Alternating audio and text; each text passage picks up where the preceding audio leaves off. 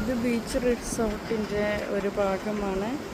മറ്റൊരു വശം അതിമനോഹരമായിട്ട് എന്തോ പാറയ്ക്ക് ഇടയിൽ ആൾക്കാർ മീൻ പിടിക്കുന്നുണ്ട്. ഞണ്ടാറ്റയാണ് അവിടെ ഉള്ളത്. ഒത്തിരി ആൾക്കാരവിടെ മീൻ പിടിക്കുന്നുണ്ട് കേട്ടോ. നല്ല രസമാണ് കാണാനായിട്ട്. ഇത് ഈ ഹോട്ടലിൻ്റെ റെസ്റ്റോറൻ്റാണ്. റെസ്റ്റോറൻ്റ് ഏരിയയാണ്.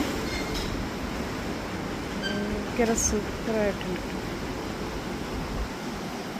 നല്ല രസമായിട്ടുണ്ട്.